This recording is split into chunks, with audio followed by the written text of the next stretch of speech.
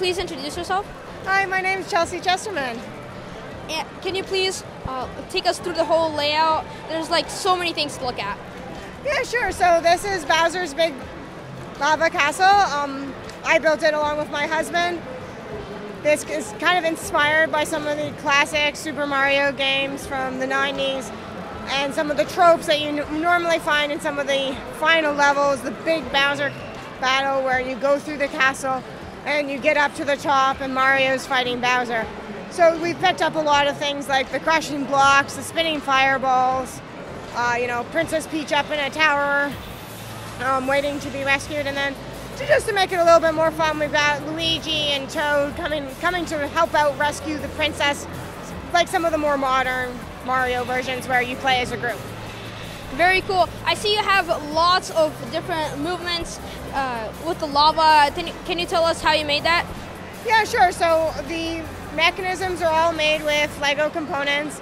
Think the types of parts you would find in Lego Mindstorms, Lego Education sets. So we're looking at motors, control bricks, gears, treads.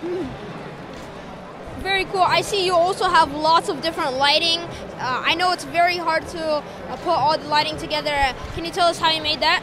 Yeah, sure. So we use third-party lighting solutions like most mock builders. These are all LEDs on those little thin wires. We use things from Brixmax, but there's a lot of compatible companies that you can use. So you can see that the gem track is actually stalled for a second, so you can see the lights are for the top level are embedded in the track itself, and then the rest of the lights are run through the walls throughout the model. Very cool. I remember I saw this mug in different brick fairs. Did you add anything, or you're just bringing this around?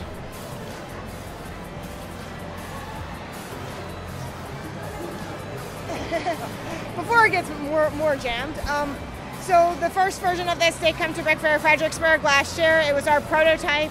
It was basically just a small square of the keep because that track is the hardest mechanism, and you can see it does still sometimes jam. We're at about once an hour right now.